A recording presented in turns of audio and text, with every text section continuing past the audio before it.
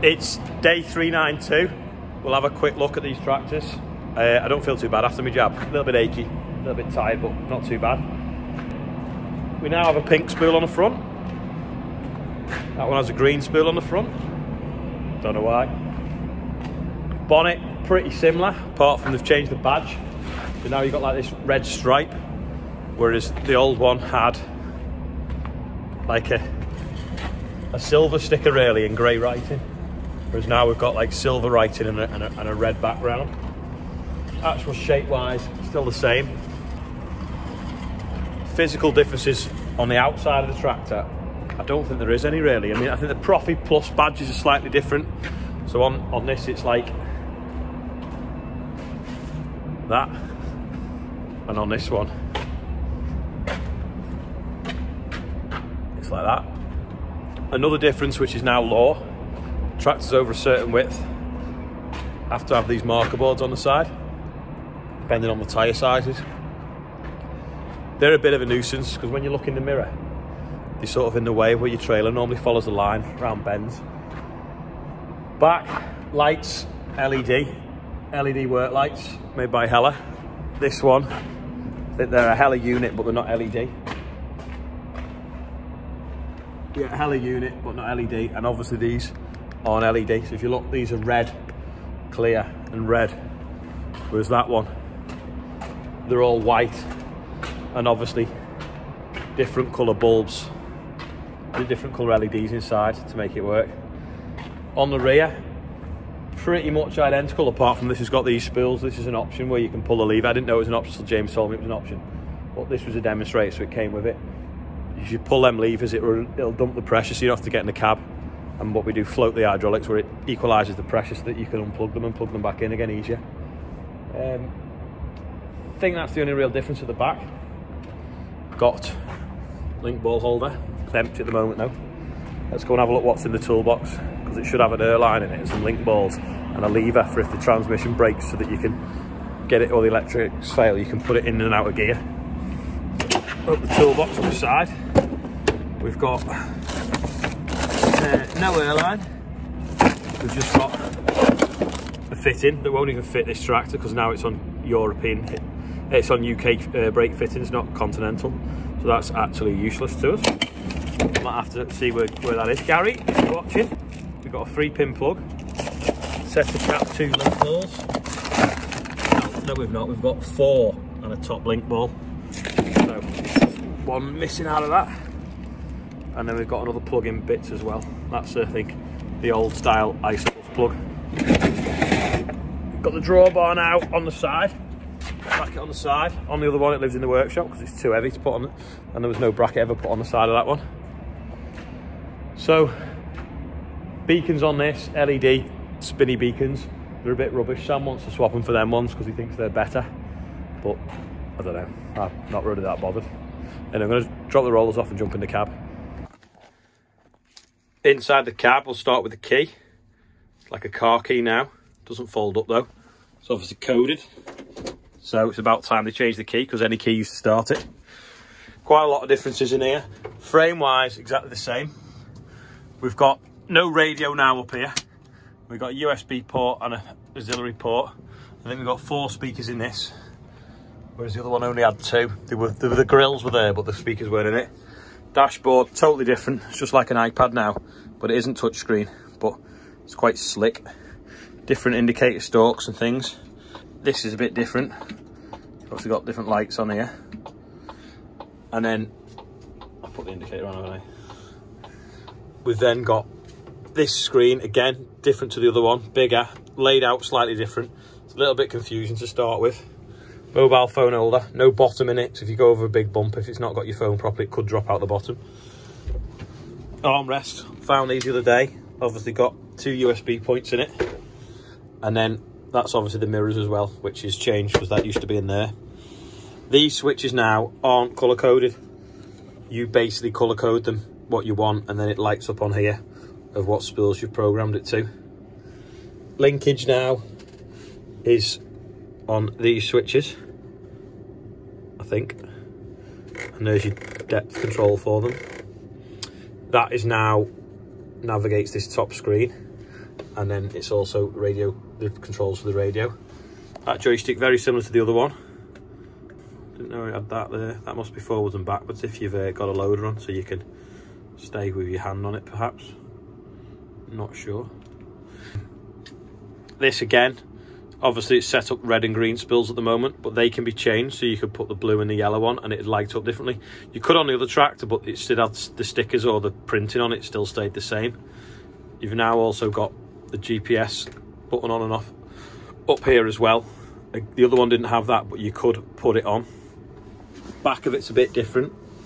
You got your kind of rate the transmission changes that here. It used to be on the side with your thumb, and that's your button to make it go forward and backwards. You have to press that first. You got your TMS buttons on here and your ranges and your pedal and mode. That used to be over here. Throttle and throttle. Sorry, no, that's the like a speed limiter, so that you can control how far the speed, how fast the tractor goes. Otherwise, the rest of the cab is pretty much the same. 2 brake pedals in this. I'm not sure if there's, yeah, there is 2 brake pedals I think in the other one. Fridge down here. Manuals up there, and an escape hatch. This is what they used to look like. You've obviously got these buttons up here and this dial, which is now down here where the radio controls are. That was your linkage, now that's here. These are colour coded from the factory. Now they're clear, and you obviously change the buttons. These buttons are now been put on the side there. The joystick's totally different, and it now has the auto steer on and off switch on here as well. That joystick's a little bit different. Phone holder again. You've got controls there for the mirrors as well. Radio up there and the climate control. So in the other one, that's not there because the climate control and the radio are built into that screen and controlled down here. And you've just got an auxiliary port up there, I think, for the radio jack. Dashboard, totally different. You've got obviously a menu on here for going into stuff, which will now be done through that screen. Indicator stalk, forwards and reverse, just a little toddle, and analog sort of dials, if you will. Blocks come up and down, digital but made to look analog. And then you've got a normal FENDT key, which is the same as a JCB key. It's orange, so that does mean it's coded, so it'll only start this particular tractor. Otherwise, the rest of the cab pretty much the same. This is now seat belts there, and this has now got a plastic cover on the other one, hasn't it? That's your hand throttle, and that was your pedal maximum limit, which is changed on that one to sort of down here. Oh, and this had a USB port there actually.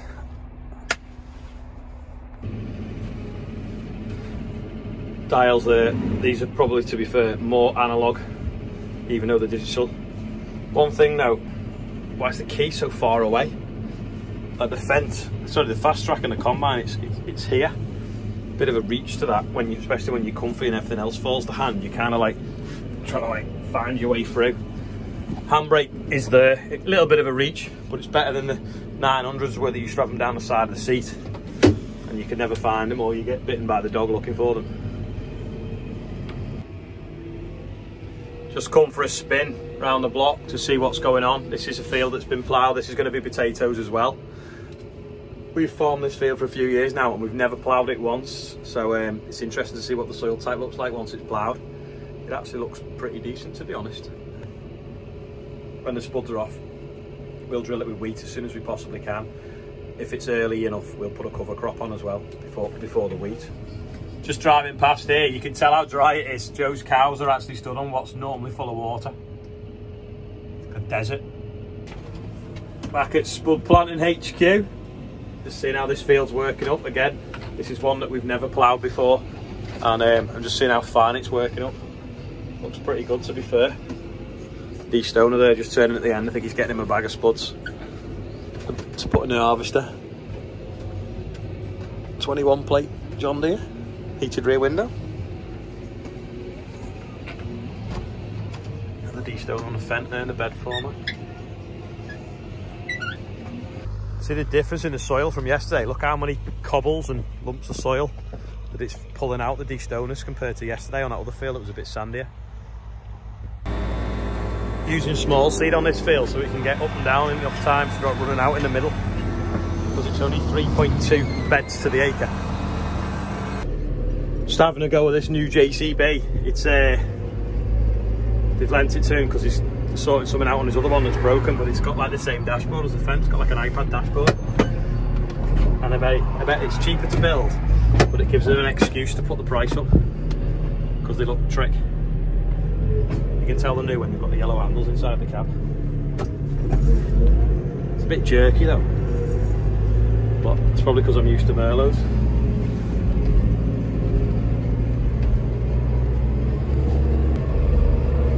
My God, it's got gears as well. It's a bit rubbish. Is that full reach? Is it even going to lift it high enough to get it out the trailer?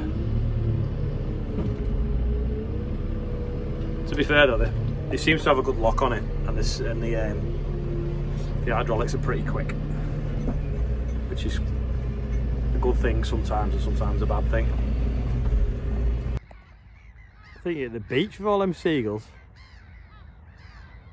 Looking for worms, so are the crows, I think. Thousands of them. There's Joe now spreading fertiliser. I'm going to try and do a little slow-mo.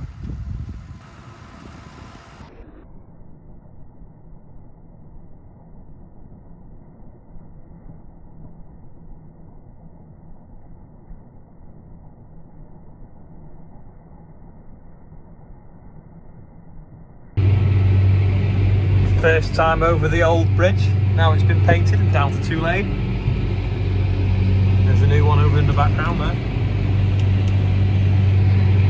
Feels tired.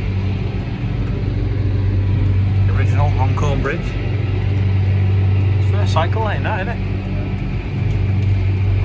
it? This was yesterday's quiz question. It is an old combine knife section. Well, actually, no, it was a new combine knife section. Welded to a piece of bar.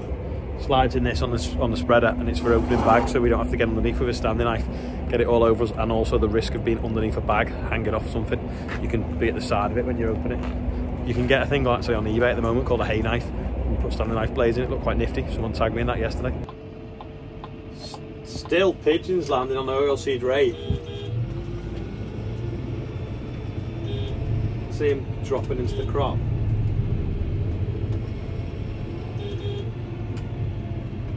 In the bare patches.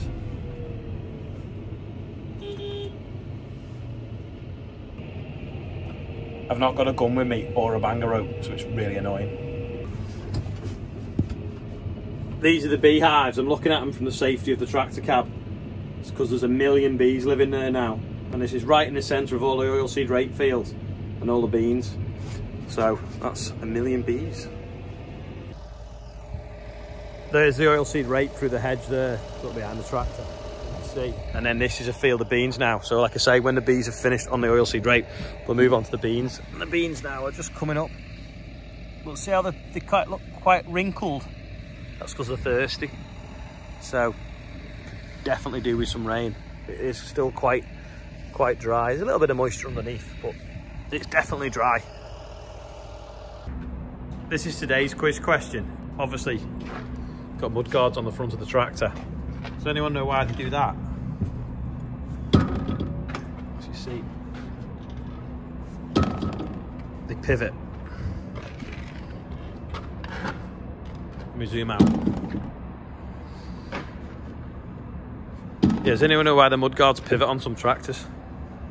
That's about it for today. Thanks to everyone that's been watching. Thanks to everyone that's subscribing. Oh, big congratulations to Tom Pemberton as well. Is it 350,000 subscribers? Just amazing. So if you're into cows, obviously check out his channel. But you've probably heard of him well before you've heard of me. Anyway, here's an outro today from Joe Tilney. So thanks for that. Don't forget, if you've got any outros, send them over on Instagram.